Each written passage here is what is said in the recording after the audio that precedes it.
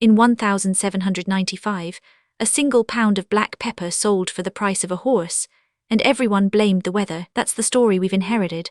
Crop failure in the tropics, supply shock, prices rise, demand persists, basic scarcity economics. It's elegant, intuitive, and almost entirely incomplete. The real collapse of the pepper market in the 1790s wasn't about what didn't grow. It was about what did and who controlled the systems that moved it. To understand the pepper shortage, you need to understand the system that created it. For 3 centuries, pepper wasn't just a spice. It was currency. It was collateral.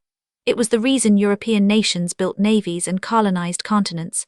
Pepper, clove, nutmeg, the spices of the Maluku Islands in what's now Indonesia held value because they were rare, they didn't spoil, and everyone in Europe wanted them. By the 1700, the Dutch East India Company, the VARC, had engineered a monopoly so complete that they controlled not just production, but perception. They burned excess cloves to keep prices artificially high. They restricted planting. They created artificial scarcity as a business model. Pepper prices held steady for decades because the system was locked. Everyone knew the rules. Then came the feedback loop. The French Revolution destabilized Europe, trade routes fractured, naval power shifted, the VOC's grip loosened. Multiple European powers suddenly had access to pepper sources they'd never controlled before. Competition exploded. Prices should have crashed. Instead, something stranger happened. Speculators moved in. Wealthy merchants in London, Amsterdam, and Paris began hoarding pepper, not to use it, to hold it. They bet that scarcity would continue, that traditional supply chains wouldn't recover fast enough, that whoever controlled warehouse inventory would control price. It was a classic commodity bubble. The shortage became self-fulfilling because the people with capital could afford to wait. Here's where the system revealed its weakness. Speculators needed credit to hold inventory. Banks needed collateral. Pepper became collateral. Loans were issued against pepper warehouses. Prices rose further because demand for credit rose. Banks got nervous. Some required payment. Speculators had to sell. The market flooded. Prices collapsed. But the real story isn't the collapse itself, it's who saw it coming. Scottish economist Adam Smith, writing in the 1770, had already identified the problem. Systems that depend on artificial scarcity are fragile. They collapse when the assumptions holding them up fracture. Smith wasn't predicting pepper specifically. He was describing how markets actually work. The Dutch merchants did see it coming too, some of them. The VOC's own internal reports from the 1780s show they understood their monopoly was unraveling, but they couldn't stop it. Institutional inertia is its own feedback loop. They kept burning spices.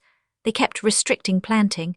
They were optimizing for a system that no longer existed. By 1795, pepper that had cost 3 shillings per pound in 1790 was selling for 2 shillings. Not a catastrophe in absolute terms, but a collapse in expectation. Fortunes built on the assumption of scarcity evaporated. Speculators who'd mortgaged everything lost everything.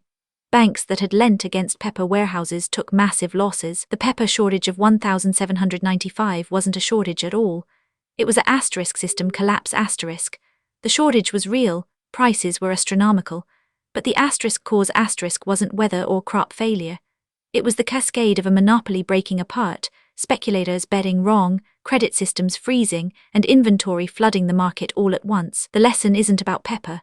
It's about how any system built on restricted supply becomes vulnerable the moment that restriction fails.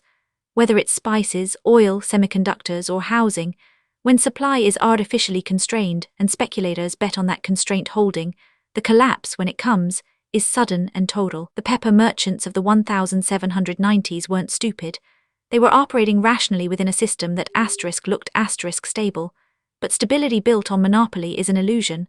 The moment external forces, war, competition, policy shifts, crack that monopoly, the system doesn't gradually adjust. It inverts. Those betting on scarcity suddenly face abundance. This pattern repeats.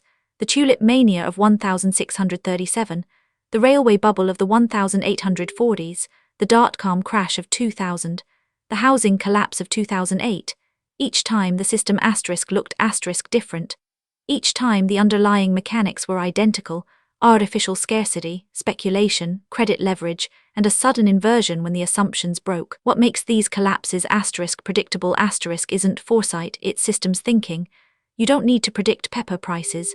You need to understand that monopolies are fragile, that leverage magnifies risk, and that markets built on scarcity are betting against reality. When the bet fails, everyone loses at once. The pepper shortage of 1795 lasted only a few years. By 1800, prices had normalized. New trade routes had stabilized. The VOC's monopoly was permanently broken. But the merchants and speculators who'd lost fortunes learned a harder lesson. You can't control a system forever. Eventually, the system controls you. This is why understanding how markets work, the feedback loops, the leverage points, the fragility hidden in apparent stability matters. Not to predict the next crash, but to recognize when a system is betting against its own collapse, and to understand that when it comes, it's not a surprise. It's the system working exactly as it always does. This video is for educational and informational purposes only and is not financial advice.